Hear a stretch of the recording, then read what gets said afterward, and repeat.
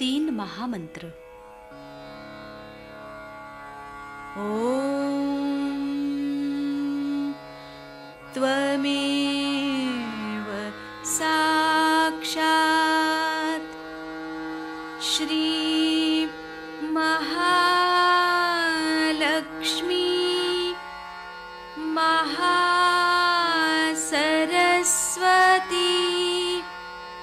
महाकाली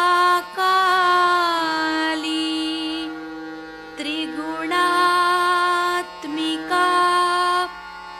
कुंडलिनी साक्षात् श्री आदिशक्ति माताजी श्री निर्मला देव्यै नमो नमः। ॐ त्वमेव साक्षात् श्री कल्की साक्षात् श्री आदिशक्ति माताजी श्री निर्मला देव्यै नमो नमः। ॐ त्वमेव साक्षात् श्री कल्की साक्षात् श्री सहस्रार स्वामिनी मोक्षप्रदायिनी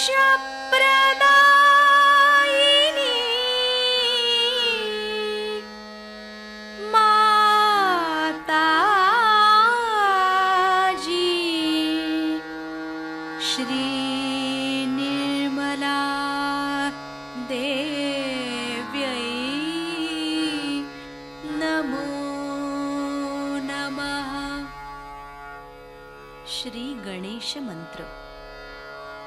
ओम त्वमेव साक्षात् श्री गणेश साक्षात् श्री आदिशक्ति माताजी श्री निर्मला देव्यै नमो नमः।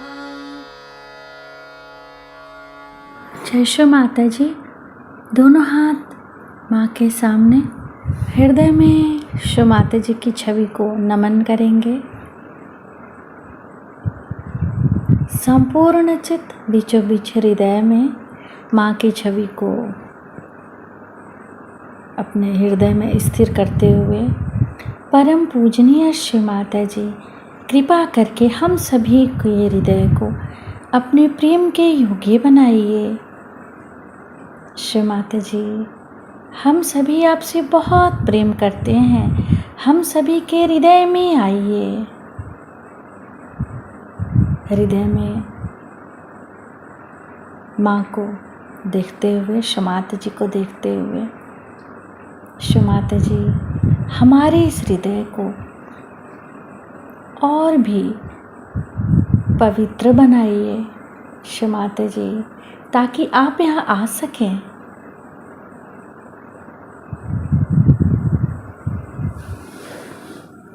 धीरे धीरे अपने संपूर्ण चित्त को दोनों हाथों पे,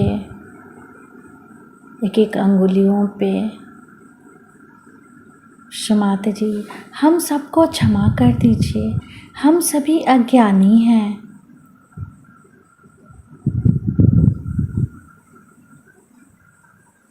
धीरे धीरे अपने संपूर्ण चित्त को लेफ्ट नाभि पर क्षमाते से प्रार्थना। क्षमाते जी, आपकी परम कृपा में हम शांत हैं, संतुष्ट हैं और उदार भी हैं। बाएं नाभि पर पूरा चित्त स्थिर करते हुए क्षमाते जी, हमारे बाएं नाभि में श्री गृहलक्ष्मी तत्व जागृत कीजिए। मंत्र ओम त्वमेव साक्षात् श्री गृहलक्ष्मी साक्षात् श्री आदि शक्ति माता जी श्री निर्मला देव्यै नमो नमः। क्षमाते जी, आपकी परम कृपा में हम शांत हैं, संतुष्ट हैं और उदार भी हैं। कृपा करके हमारे बाएं नाभि में अपना संपूर्ण चित्त आशीर्वादित कीजिए।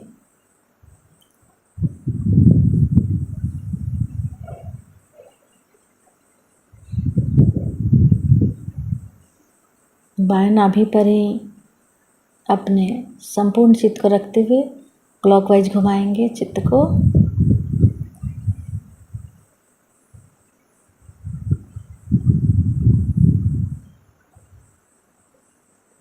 माता जी, आप ही तो श्री गृहलक्ष्मी भी हैं।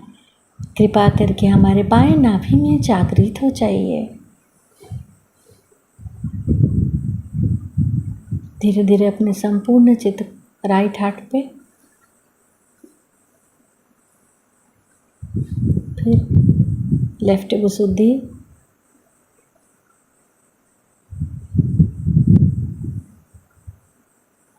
लेफ्ट आज्ञा, सहस्त्रार। सहस्त्रार पर माँ से प्रार्थना। क्षमाते जी, हम आपकी अमृतवाणी को सुन सके ऐसी कृपा कीजिए। तो उसको कैंसर की बीमारी हो सकती है, क्योंकि वो बहुत ज्यादा कार्य में लगा हुआ है और कार्य करते वक्त में उसने देवता से संबंध नहीं रखा, छूट गया। जैसे छूट जाएगा उसमें कैंसर बढ़ सकता है, क्योंकि उसके सेल्स जो है वो मैलिग्नेंट हो गए ऑन देयर ओन। इंग्लैंड में तो हर एक आदमी और पाश्चिमात्य देश हर एक आदमी ऑन देयर ओन है। 11 साल का बच्चा हो गया ऑन देयर ओन। बच्चा पैदा हुआ उसको दूसरे कमरे में माँ बाप पहले छोड़ देते। कमरे में कुत्ते बिल्ली सुलाते हैं, बच्चे को दूसरे कमरे में सुलाते हैं। कुत्ते बिल्लियों को ज्यादा प्यार करेंगे, बच्चों को कमती कर देंगे। अजीब तरह की हालत है वहां सब लोग ऑन देयर ओन। हम लोग भी सोचते हैं कि ऑन अवर ओन होना चाहिए। ये बहुत गलत कल्पना है बच्चों के मामले में।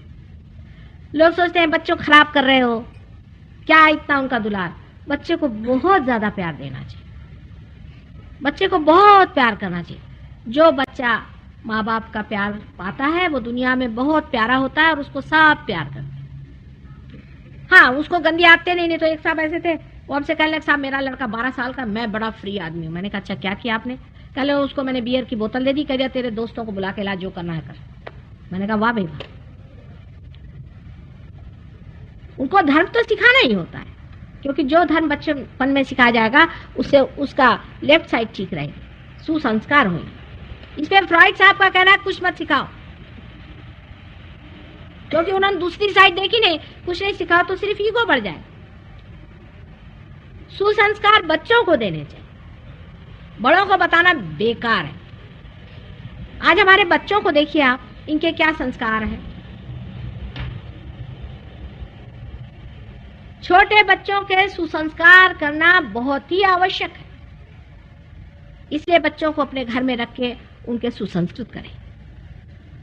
जो बच्चा बचपन में ठीक रहता है उसको रियलाइजेशन भी जल्दी होता है।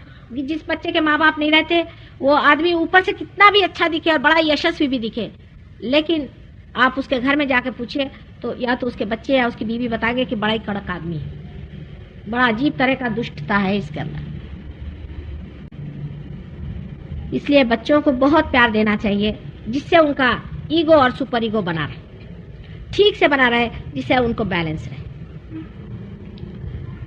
ईगोइस्टिकलपना दूसरी चीज होती, जैसे मैंने कहा अहम भाव कि मैं ही ये करके दिखाऊंगा, मेरे ही हाथ से ये होगा। आपने विराट से अपने को अलग कर लिया, इसीलिए मैं गवर्नमेंट सर्वेंट से कह रही थी कि भाई एक परमात्मा भी है, श्री कृष्ण है, उनके हाथ में दे दो ना थोड़ा सा काम, वो इसको कर लेंगे, देखो कैसे करता है। ये बहुत मुश्किल है मनुष्य के लिए, या तो निठल्लू होंगे और या तो वो अहंकारी होंगे। बीच में जब तक आप नहीं रहेंगे तब तक ठीक नहीं होगा। इसका मतलब ये नहीं कि आप निठल्लू हो जाइए। जो मनुष्य परमात्मा का होता है वो सबसे ज्यादा काम करता है बाह्य में। जैसे आप हमें देखिए तो आप कहेंगे माता जी आप इतना करते हैं, इतनी मेहनत करते हैं, ये करते हैं, हमको समझ में नहीं आता किधर क्या कर रहे हैं। अगर सूर्य को देखिए तो एक एक पत्ते में रंग बदलते रहता है। आप सूर्य से पूछो तो कहेगा भाई आपको तो मालूम नहीं, हम तो अकर्म में बैठे हैं, ये तो हमारे अंदर से जा रहा है, अपने आप हो रहा है, घटित हो रहा है, वो हो रहा है। सबसे ज्यादा कार्यान्वित होता है सूर्य ही। एक उदाहरण लीजिए, ये सूर्य नाड़ी की बात मैं कर रही हूं और सूर्य का उदाहरण है। यही बात श्री कृष्ण ने हमें बताई। श्री कृष्ण ने हमसे यही बताई है गीता में कि हमें अकर्म में उतरना चाहिए। अकर्म का मतलब होता है कि आप अंदर से तो इनएक्टिव हैं, बाहर से आप एक्टिव हैं। लेकिन गीता को समझने के लिए भी रियलाइजेशन चाहिए। मैंने सुना है बहुत लेक्चर लोग देते हैं, गीता पे 500 टीका लिखी, लेकिन अभी तक कृष्ण को कोई नहीं समझा है। गीता बहुत होशियारी से पढ़नी पड़ेगी, क्योंकि कृष्ण बहुत बड़े डिप्लोमैट हैं। वो समझ गए कि इंसान जो है सीधे हाथ नहीं आने वाला, टेढ़ी खीर है ये। इसको अगर सीधे मैं बताऊं तो मानने नहीं वाला। उसकी वजह यह है कि जब उसने अर्जुन से कहा कि तू साक्षी हो जा, पहले उन्होंने कह दिया, उन्होंने कोई बाद में नहीं कहा, पहले ही कहा कि परमात्मा को पाना, उनका ज्ञान प्राप्त करना यही परम है। पहले ही उन्होंने कहा है कि प्रबुद्ध हो जाओ, साक्षी हो जाओ। तो वो पूछते हैं अब यही है ना समझी। उन्होंने ये पूछा इधर तो आप कह रहे हैं कि परमात्मा को पालो, साक्षी हो जाओ, और उधर आप कह रहे हैं कि आप युद्ध में जाओ। ये दोनों चीज का मेल कैसे बैठने वाला? युद्ध में जाओ, इधर परमात्मा को पालो, साक्षी हो जाओ, ये कुछ समझ में नहीं आई बात। तो उन्होंने आंक लिया कि जो अर्जुन सबसे ऊंचे इंसानों में से थे उनकी यह हालत, तो बाकियों की क्या होगी। तो फिर उन्होंने गीता कही। अब इसमें बड़ी भारी डिप्लोमेसी है, वो मैं आपको समझाती हूँ। समझ लीजिए एक बेटा बाहर बैठा हुआ है, गाड़ी हाँक रहा है और घोड़ा पीछे में। तो पिता आएंगे बाहर, उनसे कहेंगे बेटे देखो घोड़ा आगे कर लो, नहीं तो गाड़ी नहीं चल सकती। वो कहेगा कि भाई नहीं, मैं तो ऐसे ही चलाऊंगा। ये कैसे आप कह रहे कि घोड़ा भी आगे करो और गाड़ी भी चलाओ, तो ये कैसे होगा? तो पिता ने समझ लिया कि अभी इनकी खोपड़ी ठीक नहीं हुई, तो कह दिया अच्छा ठीक है, तुम इसी को पीटते रहो, लेकिन चित्त अपना घोड़े पे रखना। आप देखिए कर्मवाद को जो लोग बोलते हैं, बहुत समझने की चीज है, बहुत बारीक चीज है, आप समझ लें। कर्म करते रहो लेकिन फल परमात्मा पे रहो, ये बहुत ही डिप्लोमेटिक बात है। ये एब्सर्ड कंडीशन है। डिप्लोमेसी बेस्ट होती जब आप एब्सर्ड कंडीशन सामने रख दीजिए और आदमी इस चक्कर में आ जाए। हो ही नहीं सकता ये। जब तक आपके अंदर ईगो है तब तक ये हो ही नहीं सकता कि आप कर्म करते रहो, फल परमात्मा पे रहो। हाँ, लोग कहेंगे कि हम ये माता जी हम जो भी कार्य करते हैं परमात्मा पे छोड़ते हैं, झूठ बात है, हो ही नहीं सकता। क्योंकि आपके अंदर में ईगो भी बना हुआ है, सुपर ईगो भी बना हुआ है। आप कहे माता जी मैंने किताब पढ़ी पर मेरे पे असर हुआ, हो ही नहीं सकता। हाँ, 2-4 का नहीं होगा पर 1-2 का तो होगा ही, क्योंकि आपके अंदर सुपर ईगो बना है, ईगो बना हुआ। अब एब्सर्ड कंडीशन डाल दी उन्होंने। अब लोग कह रहे हैं हम सारा कर्म करते हैं परमात्मा पे छोड़े, और लोग कहते हैं इतने ही अहंकारी आदमी कि भगवान बेचारा कहे। तो परमात्मा पे छोड़ना तभी घटित होता है, ये घटना है जब कुंडलिनी सहस्त्रार को छेद देती है, जब आप पार हो जाते हैं। उससे पहले नहीं होता। अब पार होने पे लोग कैसी बात करते हैं, आप देखिए, वहां जा रहा है, आ रहा है, ये हो रहा है, नहीं हो रहा है, इनका नहीं बन रहा है, कुंडलिनी फंसी हुई है। थर्ड पर्सन में बातचीत शुरू हो गई। कोई ये नहीं कहता मैं कर रहा हूं, मैंने इनकी बीमारी ठीक कर दी, इनके चक्र मैं ठीक कराऊं, कोई नहीं कहता। इनका ये पकड़ा है, चक्र पकड़ा है, ये अब खुल गया। थर्ड पर्सन में बात होती है, आप नोटिस करिएगा। आपका अपना बेटा होगा, अगर पार नहीं होगा तो नहीं है पार, कोई नहीं कहेगा कि ये पार है। अपने यहाँ तो उल्टे उसूल है, अपना अगर बेटा है तो उसको दुनिया भर का दे दो, और दूसरे का बेटा चाहे मरे। इसमें अगर चाहे तो भी आप अपने बेटे को नहीं दे सकते, क्योंकि इसमें वैसी चाहत आने का मतलब ही समझ में आ जाता है ना कि कुंडलिनी जब नहीं उठती तो आप क्या करें, बेटा होगा तो होगा, अब हम क्या करें। हम अमेरिका गए थे, हमारे साथ एक गए थे वहां गुजराती, उनकी बीवी मुझे कह रहे माता जी मेरे लड़के को जरूर पार करा देना। मैंने कहा भाई ये क्या कह रहे हो तुम, पार हो जाएगा तो हो जाएगा, नहीं होगा तो नहीं होगा, ये तो तुम जानती हो। नहीं पर करा देना माता जी, आपकी इच्छा होगी। तो मैंने कहा मेरे तो कोई इच्छा नहीं, तुम जानती हो, तो तुम ही इच्छा करो, तो अगर हो गया तो हो गया। देखो जब वहां पहुंचे तो वो साहबजादे पार नहीं हुए, तो बहुत दुखी हो गई, माता जी ये पार नहीं हुए। मैंने कहा बेटे तुम ही सर्टिफिकेट दे दो कि पार हो गए, मैं क्या करूं, तुम तो खुद पार है। कहले झूठा सर्टिफिकेट कैसे दूं। मैंने कहा यही है कि सहयोग में आप झूठा सर्टिफिकेट नहीं दे सकते, चाहे आपका बेटा हो। वैसे लोग अपने बेटे को झूठा देते, सब झूठा पना कर सकते, अपने बेटे के लिए मार खजाना भरते रहते। इसमें आप नहीं भर सकते हैं, इसमें बेटा शेटा नहीं चलता, इसमें कोई रिश्ता नहीं चलता है, सिर्फ परमात्मा से रिश्ता चलता है। जिसका परमात्मा से रिश्ता है वही पा सकता है, और बाकी नहीं पा सकते। आपकी भी कोई पूर्व संपदा होनी चाहिए, अगर आपके बेटे की कोई पूर्व संपदा नहीं, कुछ नहीं हो सकता। आप छोड़ दीजिए उस चीज, बिल्कुल छोड़ दीजिए। जब वो आएंगे तब होंगे, आप जबरदस्ती नहीं कर सकते, आप कोई फोर्स नहीं कर सकते। यही कर्मवाद की बात है कि जब कृष्ण ने कहा कि कर्म करो और फल छोड़ो, वो हो ही नहीं सकता, ये एब्सर्ड कंडीशन डाल दी। आप समझ में पा रहे हैं इस बात को, जरा गहरी बात है, क्योंकि आज तक हम दूसरी बातें सुनते आए हैं कि भाई कर्म करो परमात्मा पे छोड़ो, बोले लगे भजन गाने सब लोग, कर्म करो फल परमात्मा में। कैसे? तो परमात्मा ने यही कहा, श्री कृष्ण पिता स्वरूप थे कि चलो चलने दो थोड़े देर। 6000 वर्ष पहले आपको पढ़ा, अभी तक आप वही रट रहे। लेकिन हम माँ हैं, माँ कहती बहुत हुआ, आप इनको असलियत बता दो कि ये हो नहीं सकता। बेटे सामने ले आओ घोड़ा, ये सब झूठी बातें हैं, छोड़ो इसको, क्या रखा। क्योंकि मनुष्य झूठ पे पहले चलता है, ये मनुष्य की विशेषता है, सच पे कम चलता है।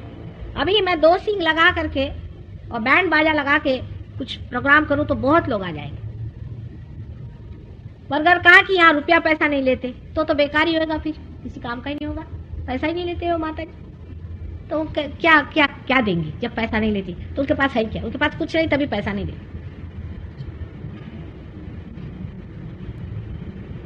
अब बिल्कुल सीधी सादी है, और उनकी शादी वादी हो गई, बाल बच्चे हैं, कोई सन्यास का कपड़ा नहीं पहने, कुछ नहीं, तो वो क्या देंगे आपको? जब तक कोई झूठ आप ला दिए नहीं, तब तक इंसान उसको मानता नहीं।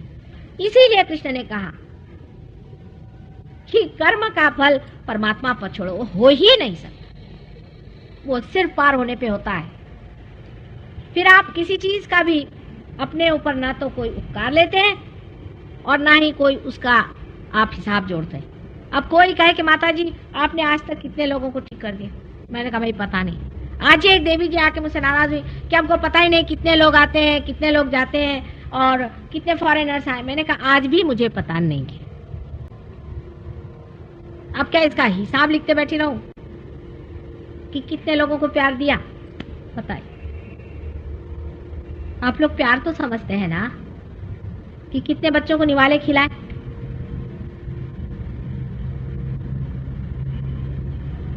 सो प्रेम का जब कार्य होता है तब उसमें कोई भी उपकार नहीं बढ़ता, कोई उपकार नहीं होता है। हम प्यार करते हैं इसलिए कार्य कर रहे हैं। जो भी जिसे आप कार्य कहते हैं, हम तो प्यार ही कर रहे हैं, क्या रे वारे कुछ नहीं कर रहे हैं। और हमारा मन कर रहा है प्यार करने को, और आपको अगर कुछ उसमें लगता है कि आपको मिल रहा है तो हमारा ही लाभ है उसमें। जब विराट के आप अंग अंग प्रत्यंग हैं, अगर आप हमारे हाथ उंगलियां ही हैं, तो अगर इस उंगली में चोट आई और हमने इसे रगड़ा तो हमने किस पे उपकार किया? हमने तो अपने ही ऊपर उपकार किया है। इसमें रगड़ रहा है तो इसे ठीक नहीं करा तो जाए कहाँ?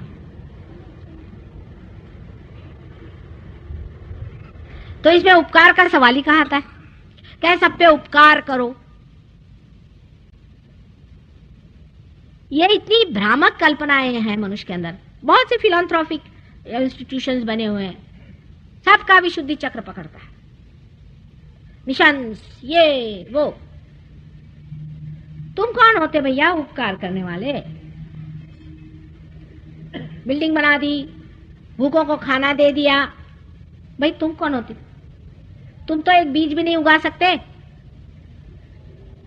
पर अगर कोई आदमी से कहो कि नहीं, ऐसा कहो कि ये हमने परमात्मा के लिए जो उन्होंने दिया वही हम कर रहे हैं, तो वो कहेंगे जरूर, लेकिन वो घटना जो होगी वो ईगो ओरिएंटेड ही होगी, वो नहीं छूटता जब तक आप पार नहीं हो जाइए। ये बात सही है, इसको मान लेना चाहिए। माने आप सूक्ष्म में वो बैठा रहेगा ईगो आपका। अब मतलब जड़ में भी बहुत होता है। कोई साहब है, वो अपनी किताब छपाते हैं, उसमें अगर उनका नाम भी जरा सा मिसस्पेल हो जाए तो उनके बाप दादे खड़े हो जाएंगे आपसे लड़ाई करने के लिए। बहुत सी ऐसी चीजें मनुष्य ने बनाई हैं जिससे आपका ईगो खूब पैम्पर हो। जैसे कि एक हुज हु किताब है, उसमें आपको लिखेंगे साहब आपके बारे में हम छापने वाले। लोग हाँ हाँ हाँ हाँ मैं क्या हो गया? फिर वो कहते कि हाँ लेकिन किताब की कीमत सिर्फ 100 पाउंड है या 50 पाउंड है। वो 50 पाउंड आप भेज दीजिए, आपको हम छपा देते। वो सोचते वाह वाह वाह मेरा नाम हुज हु में छप गया।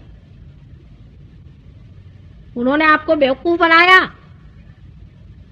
और आप अपने ईगो में फंस गई, ये आपकी समझ में नहीं आया। इसी प्रकार सारा फिलैंथ्रोपिक वर्क है, क्योंकि जिसने वो किया वो भी पकड़ में आ गया और जिसके लिए किया वो भी पकड़ में आ गया। अब आप कहिए क्या माता जी सारे ही बंद कर दें फिलैंथ्रोपिक वर्क?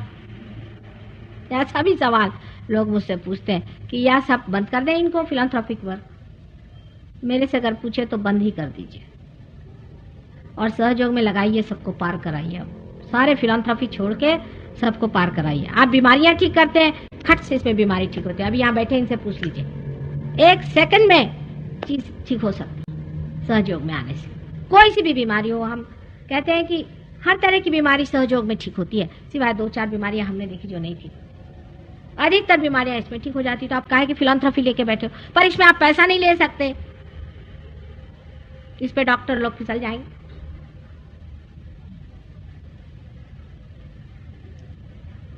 आपको कोई मेंटल प्रॉब्लम है, कोई आपको दिमागी जमा खर्च है, या हो सकता है कि आप वाकई में पागल हो, तो भी आप सहयोग में आइए, आपका पागलपन ठीक होता है। 50 पागल भी ठीक होगा। आपको शांति नहीं है, आप परेशान हैं, आप सो नहीं। कल ही एक स्त्री आई थी, आपको मालूम है, यहाँ आधे घंटे बैठी रही, वो कितने साल से सोई नहीं, एमडी है, वो एमडी है। अब उनको इतनी जोर की नींद आई कि यहाँ से उठ नहीं पा रहे, के लिए यहीं सो जाते। अब हम तो इतनी नींद आने लगे। ये सब चीज सहयोग में घटित हो सकती है, क्योंकि वो समय आ गया है ये सब चीज को आप प्राप्त करें। लेकिन अपने अंदर ये ईगो इकट्ठा करने से कोई फायदा नहीं। हालांकि वो बाह्य से नहीं दिखाई देगा, कोई कोई लोग ऐसे बड़े ही नम्र होते हैं बाह्य से देखिए तो, लेकिन अंदर उसका सटल जो असर होता है कि उनकी कुंडलिनी जो है वो बार बार खिंचती है, ऊपर चढ़ाते फिर खिंचाती, ऊपर चढ़ाते फिर खिंचाती, और उसका प्रवाह जोर से नहीं चलता है। और जब आप अच्छे से पार हो जाएं, हमारे ऐसे लोग हैं आप जानते हैं जिन्होंने हजार लोगों को ठीक किया, हजार लोगों को, एक आदमी सिर्फ यूं ऐसे करके हाथ देके वाइब्रेशंस देके चक्र ठीक कर। तभी जो कृष्ण ने कहा था कि कर्म का फल परमात्मा में छोड़ो, नहीं तो और कहां छोड़ो। हालत ही ये हो जाती है। और किस पे छोड़ेगा आप? क्योंकि हम तो कर ही नहीं रहे, हमारे अंदर से बह रहा है। आप लोग भी क्या कहते हैं, हमारे अंदर आ रहा है। आप ये तो नहीं कहते कि माँ हम अपने अंदर ला रहे हैं। वो शब्द ही चले जाते हैं कि मैं कर रहा हूं, हो रहा है, घटित हो रहा है, चल रहा है, बन रहा है, नहीं बना। भक्ति में भी बहुत कृष्ण की कमाल है, इसको समझना से खुश हो रहे हैं। हालांकि हम बता रहे हैं आपसे, सबके विशुद्धि चक्र खोल रहे हैं। दूसरी उन्होंने कमाल की, उन्होंने कहा पुष्पम फलम तोयम, जो भी कुछ है हमें आप दे दीजिए। ठीक है, लेने के वक्त तो ठीक, देने के वक्त क्या बोलते, बहुत एक शब्द पे रचा के रखा है सब, वो शब्द आप लोग नहीं पकड़ पाए। अनन्य भक्ति करो, अनन्य। जब दूसरा कोई नहीं होता, जब तुम हो जाते हो, माने रियलाइज होते हो, तब भक्ति करो। अब इस शब्द पे पकड़ा, लोग कहते हैं हम अनन्य भक्ति कर रहे हैं। अरे भाई ये अनन्य भक्ति कैसे, फिर रो क्यों रहे हो? कबीर थे अनन्य भक्ति वाले, जो ये घिघिया के रोते हैं भगवान कब मिलोगे, जो सेपरेशन के कवि हैं, वो क्या अनन्य भक्ति करेंगे? मुझे तो बड़ी घबराहट हो जाती है बाबा इन लोगों से। इतने रोते हैं कि मानो जैसे आंख निकाल के उसे धो के निकाल के फेंक दी। इतने घिघियाने की क्या जरूरत है? उनका अनन्य भक्ति करो। जब अनन्य में उतरो तब भक्ति करो, तो फिर कबीर की वाणी होगी, नानक की वाणी होगी।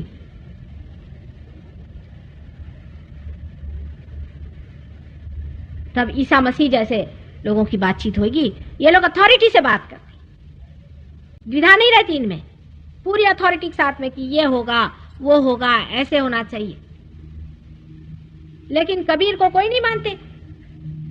विशेषकर हमारे हिंदी के जो कवि हैं, जो कि रोना ही पसंद करते हैं, वो सूरदास और कबीर का वर्ण दोनों में कंपैरिजन करके कहते हैं कि इनकी सधुक्कड़ी भाषा और सूरदास जो हैं वो बहुत ही ज्यादा मधुर है। मैं तो कहूं बहुत रोने हैं।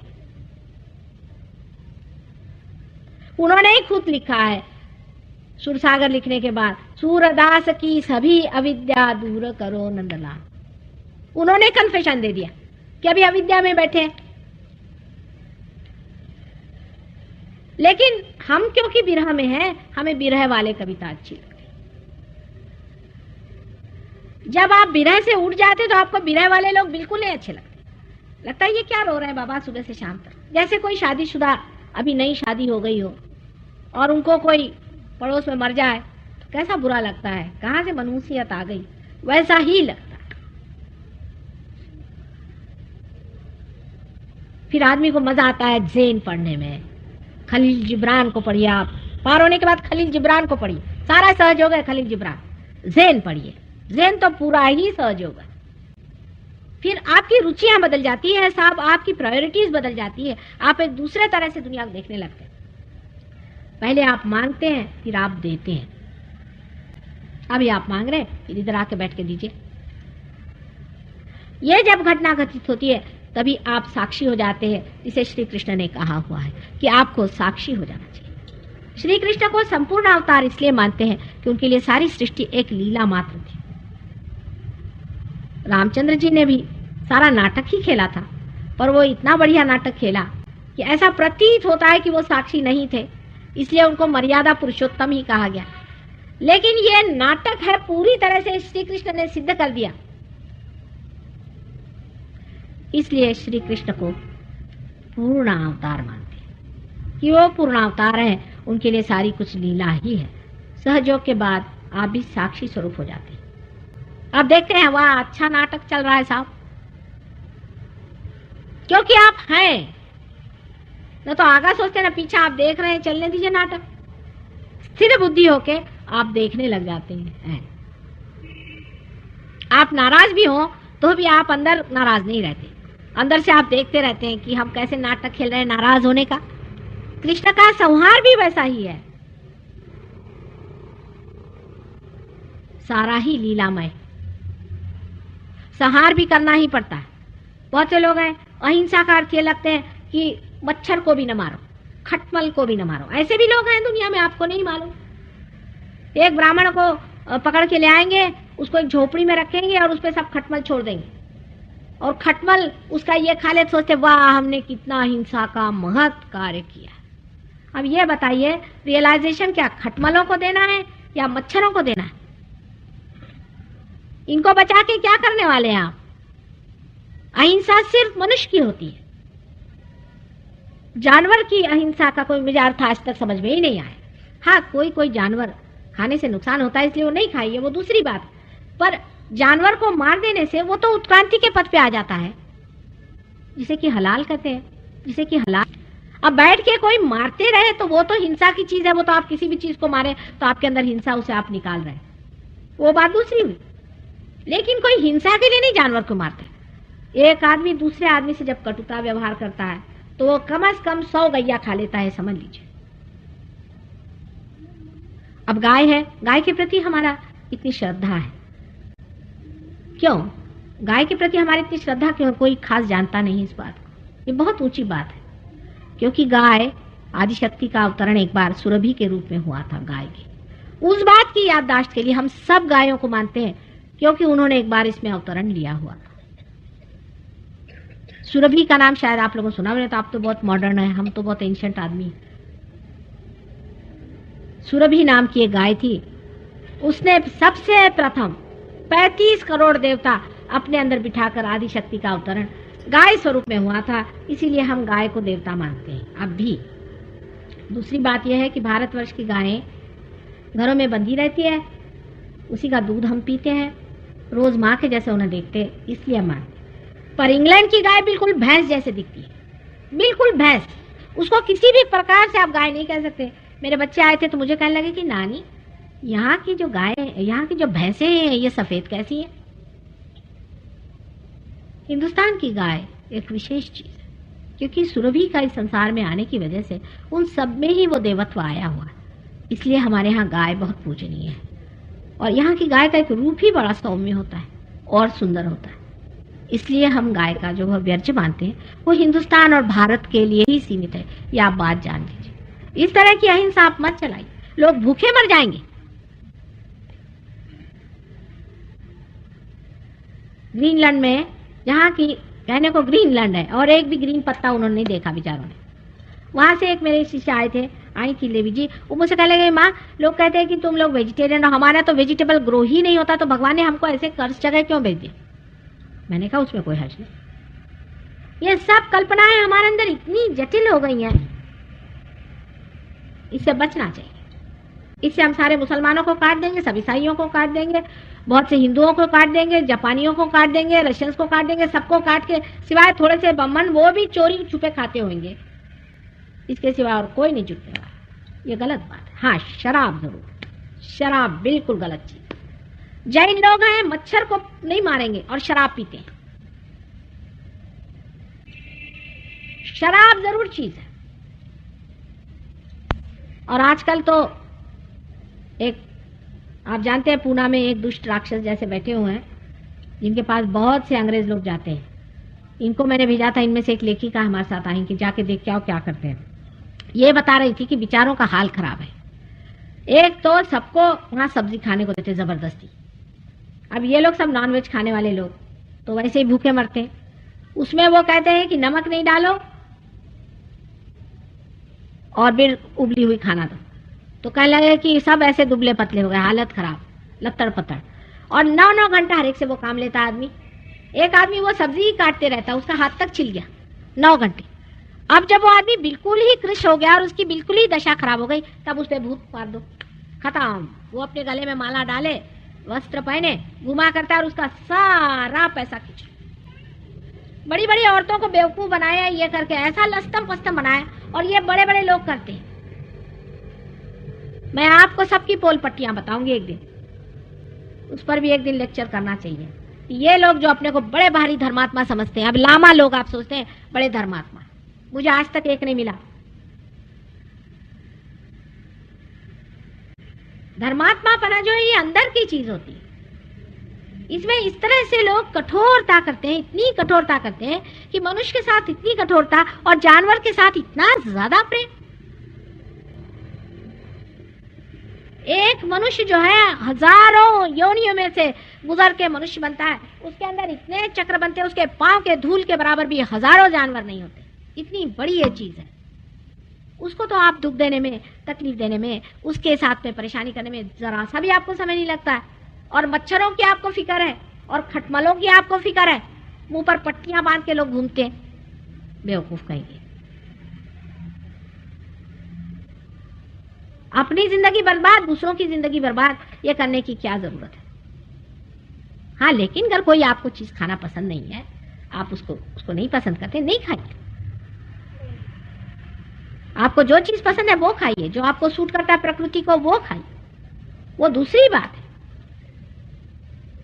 लेकिन इसकी इतनी ज्यादा जबरदस्ती लोगों पे करना कि उनका खाना पीना हराम हो जाए, वो भूखे मरे, ये कौन सा बताए, कौन सी शराफत है? ये मैं कहती हूँ ये एक तरह का एग्रेशन ही है। हाँ, आपको पसंद नहीं है, आप नहीं खाइए, वो दूसरी बात होती, लेकिन जबरदस्ती आप किसी के पीछे पड़े रहे।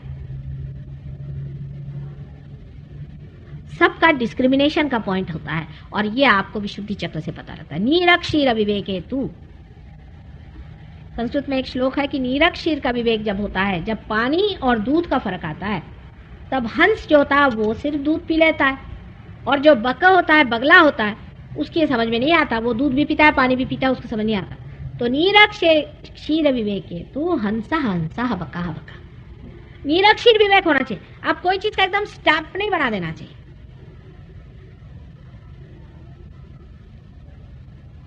बुद्धि से आप समझ सकते हैं, थोड़ा नीरक्षीर करें। और सबसे बड़ी चीज है दया। आपस में मनुष्य में दया होनी चाहिए। दयालुता मनुष्य पे पहले करिए ना।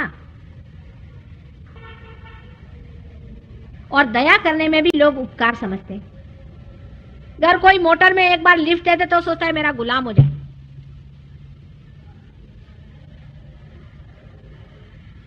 दयालुता जो है ये भी बड़ा अंदर का गुण है। मैंने आपसे कल बताया था कि जब आदमी जागरूक होता है तो उसमें दया आ ही जाती है। जैसे कि जब फूल खिल जाता है तो उसमें से सुगंध और सुरभि बहने लग जाती है और सारा वातावरण सुरभित हो जाता है। इसी प्रकार जब आदमी जागरूक हो जाता है, प्रबुद्ध हो जाता है, उसके लिए कसम खाने की जरूरत नहीं। अगर आप यहाँ कस्तूरी रख दें तो कोई कसम खाने की जरूरत थोड़ी कि यहाँ कस्तूरी रखी, आप खुद ही समझेंगे कि हाँ यहाँ कस्तूरी है।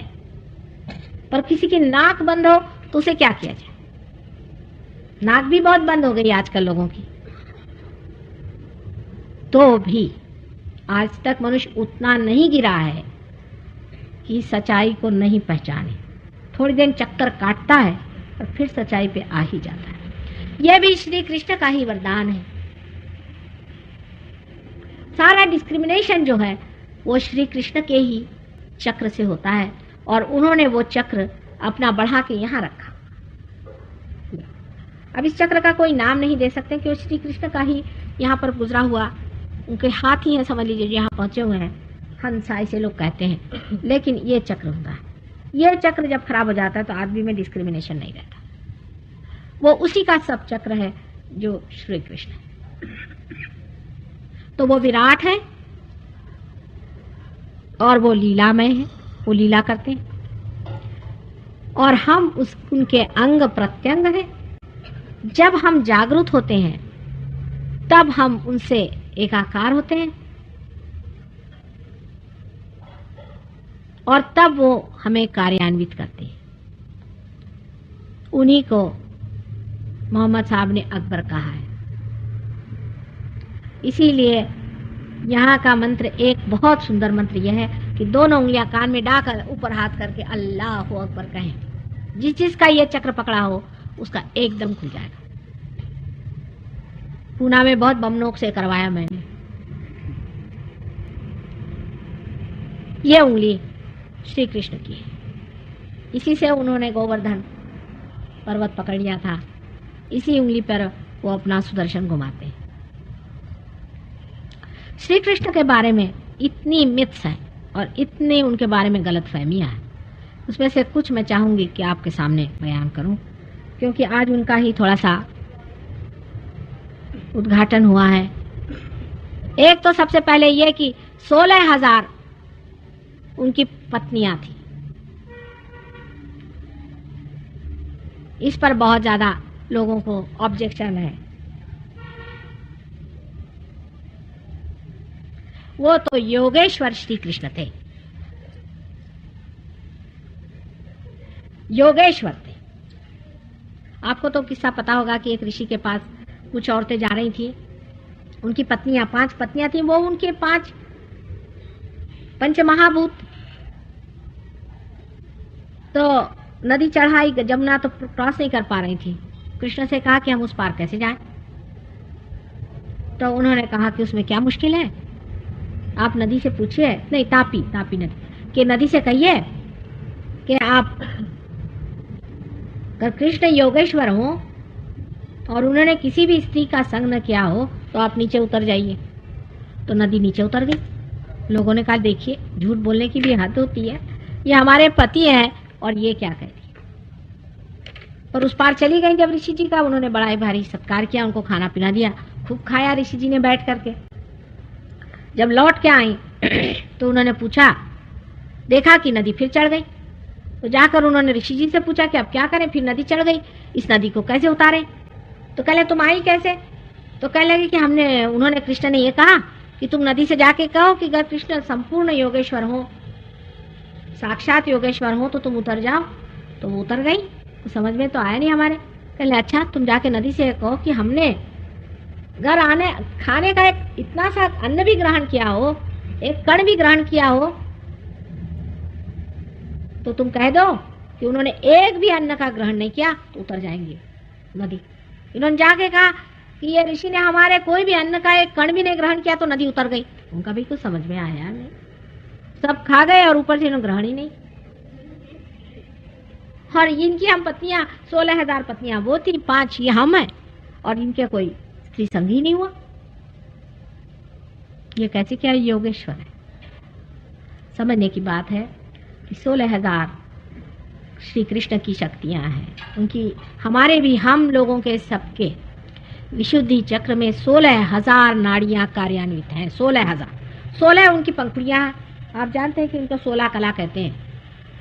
विशुद्धि चक्र में 16 कला है। उसी तरह से जो यहाँ का प्लेक्सस है, जिसे सर्वाइकल प्लेक्सस कहते हैं, उसके भी 16 है, सब प्लेक्सस है। जैसे कि हमारे सटल में है वैसे हमारे ग्रोस में, जैसे हमें सूक्ष्म में वैसे हमारे जड़ में भी। और इनकी एक एक कला की 1,000, क्योंकि हमारे सर में जो सहस्त्रार है उसकी 1000 नाड़ियां हैं, और एक एक नाड़ी में कृष्ण की 16 नाड़ियां दौड़ती, तो 16,000 उनकी नाड़ियां हमारे अंदर यहाँ पर है। ये चक्र कितना महत्वपूर्ण है आप समझ। इससे हमारे नाक, आंख का बाहरी हिस्सा, मुंह, कंठ, दांत, जिह्वा, स्किन, जिह्वा कुछ इसी से कार्यान्वित रहती। फॉरहेड भी। इसके अलावा ईगो और सुपर ईगो भी इसी से कंट्रोल होते हैं। ये इतना महत्वपूर्ण है 16,000 नाड़ियों वाला। और श्री कृष्ण को धूमिल कहा गया है, धूमिल दिखाई देती, इसलिए उनको कृष्ण लोग कहते हैं काले, धूमिल कलर के, नीला धूमिल कलर है उनका। और उनको धुआं बिल्कुल पसंद नहीं, सिगरेट का। तंबाकू उनके बस की नहीं। अगर आपने तंबाकू खाई तो आपका ये गया, खाई तो, और पेट गया। कुछ नहीं माता जी, पान में थोड़ी सी मैं तंबाकू खाता हूं, वैसे तो मैंने सब त्याग दिया। एक साहब आए, बहुत अच्छे हमारे सहज होंगे, बड़े शरीफ आदमी। तो उन्होंने कहा, मैंने कहा नहीं ये छोड़ो, तंबाकू ठीक नहीं है, उससे तकलीफ हो जाएगी। उन्होंने तो भी कुछ उसको सीरियसली नहीं लिया। फिर एक दिन आए, मुझसे कहने लगे, माता जी बड़ी गड़बड़ हो रही। मैंने कहा क्या हुआ बेटा। कहने लगे कि जब मैं ध्यान में बैठता हूं ना, तो मुझे ऐसा लगता है कि हनुमान जी का मुंह मेरे अंदर बना जा रहा है, इतना बड़ा बड़ा बड़ा बड़ा बड़ा बड़ा, और फिर छोटा हो जाता है। फिर मैं ध्यान में बैठता हूँ तो ऐसा लगता है कि मुंह ऐसा होते जा रहा है। फिर कल मैं ध्यान में बैठता हूँ तो मेरा मुंह ऐसा ऐसा टेढ़ा टेढ़ा होता है। मैंने कहा तुम झूठ बोलते हो ना, तुम तंबाकू खाते हो कि नहीं। तो कहने मैं खाता हूँ। मैंने कहा कान पकड़ो आज, अगर तुमने फिर से तंबाकू खाई है तो फिर से तुम हनुमान जी बन जाओगे, तुम्हारा मुंह बिल्कुल हनुमान जी जैसे हो जाएगा। बेचारे बहुत सीधे सरल आदमी, हालांकि उन्होंने हजारों लोगों को पार किया बाद में, बहुत बड़े आदमी हैं वैसे, लेकिन एक तंबाकू पे अटके थे। देखिए ये मनुष्य की हालत होती। छोड़ी उन्होंने, वो तंबाकू गई। अब ये तंबाकू चीज जो है ये बहुत ही खराब चीज है। ये इंसेक्टिसाइड है, जो इंसेक्ट्स को मारता है वो हमारे सेल्स को भी तो मार ही डालेगा। और इतनी गंदी चीज है कि इसको खाने को किसने बताया था आपसे। पता नहीं कहां से समझ गए कि इसको खाने का। आदमी पता नहीं क्या क्या खाते रहता है। वो ये क्यों नहीं सोचता है कि ये कहीं लिखा है कि तंबाकू खाओ। तंबाकू खा खा करके जो हालत आपने अपनी कर ली है, तो कुंडलिनी तो उठती ही नहीं है, उल्टे आपके दुनिया भर की बीमारियां हो जाती। फिर सिगरेट, ये भी एक चक्कर है। इंग्लैंड में अब यह हालत हो गई है कि लोग लिख देते हैं कि भाई ये सिगरेट पीने से पॉइजन है, आपको कैंसर हो सकता है, लिख देते हैं, तो भी लोग पीते हैं। उसमें चोरी छिपे। कोई भी लंदन आएगा तो हमसे कहेगा भाई यहाँ की बढ़िया वाली जरा हमें सिगरेट दे दीजिए, बस उससे हमारी तबीयत खुश हो जाएगी। मैं तो देखते ही रहती हूँ, बड़े बड़े लोग, बड़े बड़े अफसर, बहुत बड़े, जो आपके बहुत बड़े बड़े अफसर माने जाते हैं, वो लोग, एक तो उनको विस्की चाहिए और एक उनको सिगरेट चाहिए। ये लोग क्या अफसरी करेंगे और ये क्या जन का कल्याण करेंगे, मेरी कुछ समझ में आता नहीं। ये तो इंसेक्टिसाइड है, इसको खाना और उसको पीना किसने बताया आपसे भाई? मैं बहुत से पूछती हूँ कि कौन से शास्त्र में लिखा है।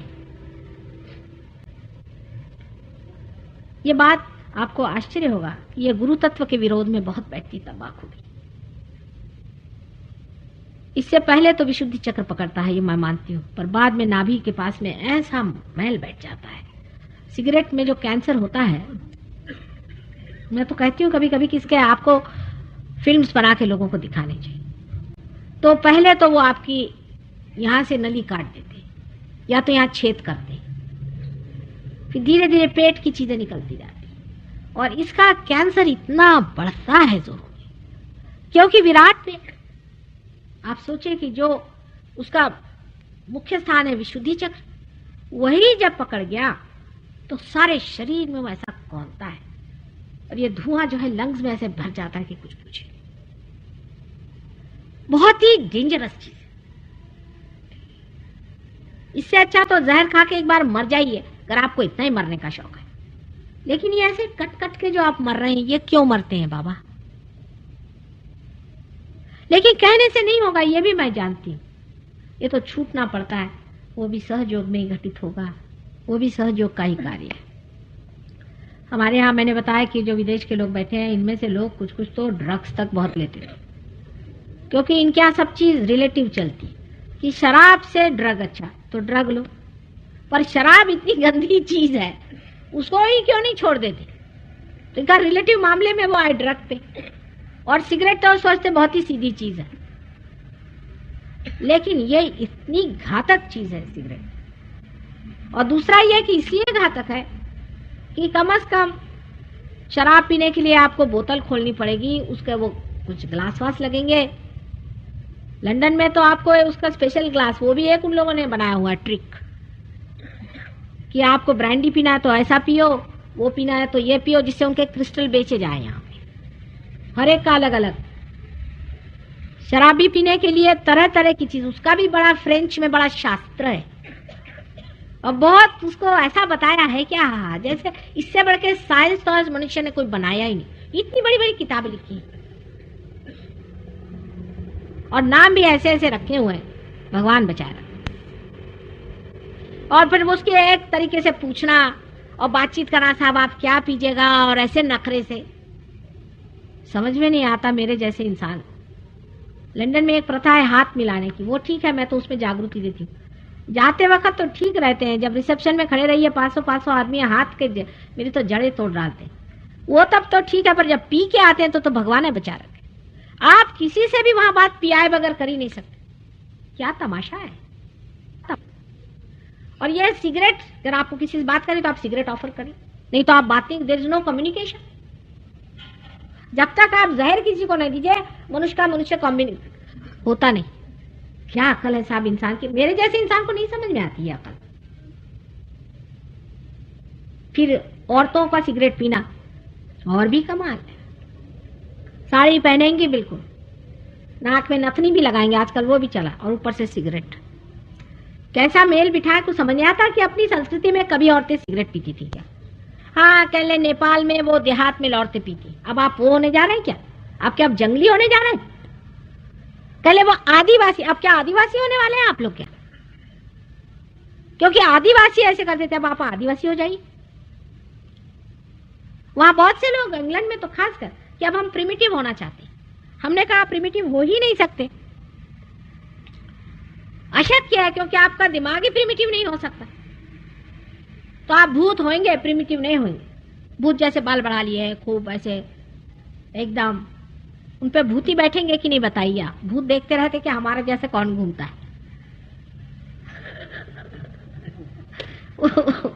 उनको ही पकड़ेंगे भूत। अरे भाई, कायदे से कपड़े पहन के जाओ तो भूत भी भागेगा। आप अगर शराबी होंगे तो आपके ऊपर एक शराबी आके बैठ जाएगा, और आप इतनी शराब पिएंगे कि आपको पता नहीं। आप अगर स्मोकिंग करते हो तो सिगार पीने वाला आ जाएगा।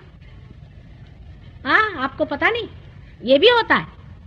अब जब सिगार पीने वाला, आपको अगर सिगार नहीं मिली तो आप खत्म, कुछ मजा ही नहीं आने वाला जिंदगी का। सारी जिंदगी आप रोते रहेंगे कि हमें सिगार ही नहीं मिली। सिगार पे आपकी सारी जिंदगी है। और कितनी डेंजरस चीज है, इसको आप समझ लें कि शराब पहले अंग्रेज इतना सा पीता था, तीसरे जनरेशन में सब लोग पब में मरेंगे। अपने देश में भी ये बहुत ही डेंजरस चीज है। एक बार किसी के चढ़ जाए, आप किसी भी अफसर को खरीद सकते हैं, मिनिस्टर को खरीद सकते हैं, अगर वो शराबी है।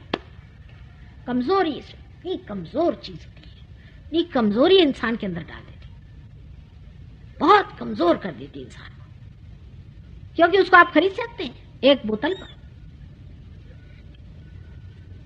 मुरारजी भाई कहते हैं करूंगा, पता नहीं कब शुरू करने वाले हैं। आप लोग उनके खिलाफ इतनी इतनी बातें लिखते हैं, इसलिए वो नहीं कर रहे कि कहने लगे उससे और भी बूट लेगिंग होगा। 2 दिन होगा, फिर खत्म हो जाएगा। मरने दीजिए। अरे ऐसे तो मरने ही वाले हैं, बूट लेगिंग से मरने दीजिए, कल्याण होगा उनका भी और हमारा भी।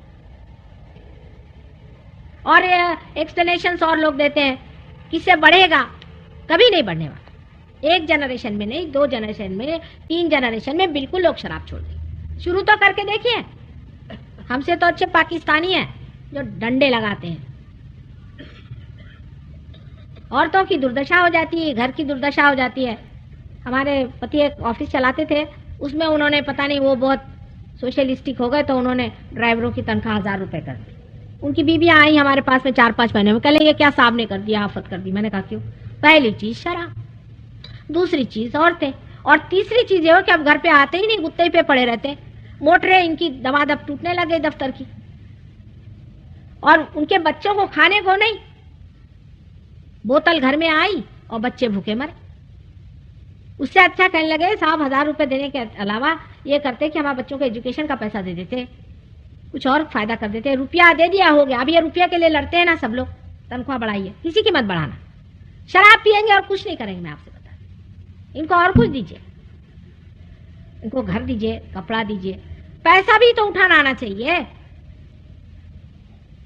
किसी नौकर को आप ज्यादा पैसा दे दीजिए, बड़े आप दया धर्म करके उनके ऊपर उपकार करें। आप देखिए ना, आपके छक्के पंजे छोड़ा दे जो कहिए। लक्ष्मी को भी तो स्वीकार्य करने में एक डिग्निटी होनी चाहिए, कोई प्रतिष्ठा बढ़नी चाहिए। रुपया पैसे से आप कभी नहीं इंप्रूवमेंट कर सकते। उनको खाने को दीजिए, ठीक है, लेकिन उनको भिखारी मत बनाइए। भिखारी को आपने चवन नहीं दी, वो सिनेमा का टिकट लेके बैठ गया, देख लीजिए। इसलिए पैसे का भी संतुलन समझना चाहिए कि जिस पैसे से इस तरह की गंदी चीजें खरीदी जाती हैं, उसके वितरण से या उसके वृद्धि से कोई देश समृद्ध नहीं होगा। समृद्ध तो मनुष्य से होता है। अभी हमारी जो एक कल्पना है कि अगर हम अपने देश को ऐसे डेवलप कर लें, आपके पास सिवाय प्लास्टिक के और कुछ नहीं आ सकता। उनके पास है क्या? पत्थर। समृद्ध मनुष्य को होना चाहिए। आदमी एक एक बादशाह होना चाहिए, खुद बादशाहत होनी चाहिए। जैसे कृष्ण थे कि गोपों में और जंगलों में गैया चराते और राजा थे, सोते थे जमीन पर और बादशाह थे। ऐसी बादशाहत होनी चाहिए तबीयत की, ना कि प्लास्टिक की चीजों की। जो आदमी चीजों के पीछे में भागता है और हीरे जवाहरातों के पीछे में दौड़ता है और दूसरों को नोचता खसोटता है, इससे बढ़ के भिखारी और दरिद्री कौन हो सकता? ये दरिद्रता का लक्षण है। एक संतोषी जीव जो होता है वो असल में बादशाह होता है। ऐसी बादशाहत हमारे भारतीयों की होने में कोई भी समय नहीं लगने वाला। जरा सी और नजर करें कि जिन्होंने इतना पाया भी है वो आज कहां बैठे हैं। श्री कृष्ण के अनंत उपकार इस संसार पे हैं। महान उपकार उनके संसार कि उन्होंने अवतार ले करके और हमारे अंदर ये चेतना भरी कि हमें परम को पाना चाहिए और परम ही को स्वीकार करना चाहिए और उसी की सत्ता और शक्ति में पनपना चाहिए और उनको शरण जाने से हमारी विशुद्धि पूरी तरह से खुल जाती है और हम एक साक्षी स्वरूप हो जाते हैं।